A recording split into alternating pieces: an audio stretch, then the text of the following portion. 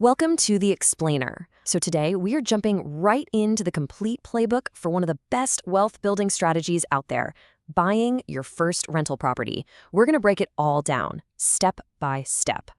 Okay, so let's get into it. Have you ever dreamed about investing in real estate, but then you just hit a wall thinking, where do I even start? Don't worry, you are definitely not alone. It can feel like a lot. Well, that's what this is all about.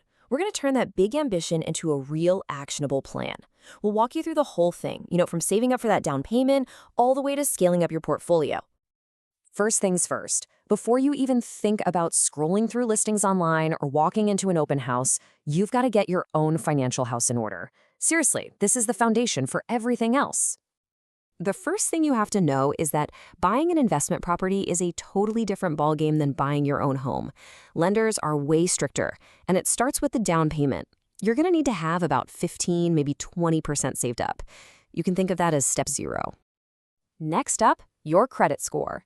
And this is a huge deal for your future profits. To get the absolute best interest rates from a lender, you really want to be aiming for a score above 740. If you're any lower, you're just going to be seen as a riskier bet, which means a higher interest rate and, you guessed it, less money in your pocket. And what about your income? Well, lenders don't just look at a recent pay stub. Nope.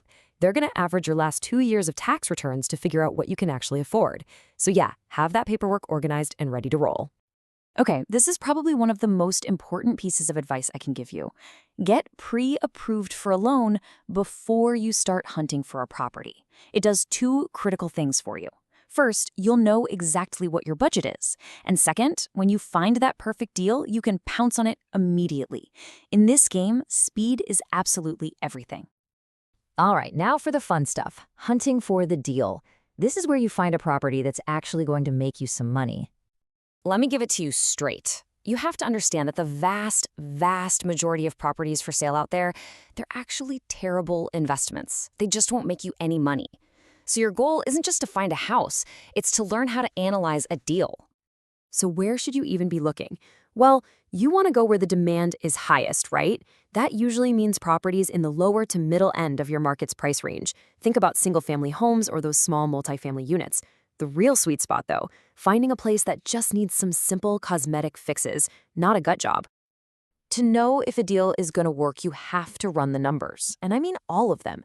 As you can see right here in this example, it's not just about the mortgage. You have to factor in property taxes, insurance, and this is crucial. You have to set aside money every single month for maintenance and potential vacancies.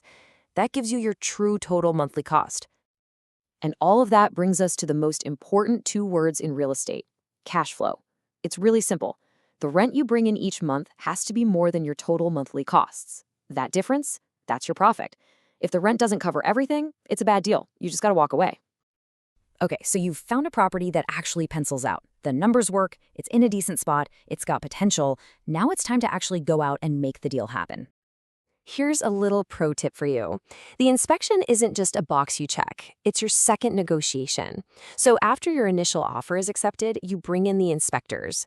And trust me, they're going to find things that need fixing. You just add up the cost of all those repairs, and you go right back to the seller and ask for a credit. Congratulations! You've closed the deal. The keys are officially in your hand. But hold on, the work isn't over yet. Now it's time to execute the plan. Get the property fixed up, and find a fantastic tenant. When you're thinking about renovations, just burn this rule into your brain. Whatever you budget, in both time and money, add 20%. So if a contractor tells you it's going to be $10,000 and take a month, you need to plan for $12,000 in at least 5 weeks. It almost always happens this way. Now remember, the goal of a rental renovation is durability, not luxury. This is not your dream home, it's a business asset. So that means choosing renter-proof materials. We're talking durable laminate flooring instead of pricey heartwood. Avoid carpet like the plague. You want tough, functional finishes that can take a beating. And once it's all ready to go, please, whatever you do, do not skimp on this part. To attract the best possible tenants and get top dollar for rent, paying for professional photographs is completely non-negotiable. Blurry phone pics just scream amateur landlord, and that's going to cost you money in the long run. Okay, you did it. You have a rental property that's cash flowing with a great tenant inside. But look, your first property isn't the finish line. It's just the start.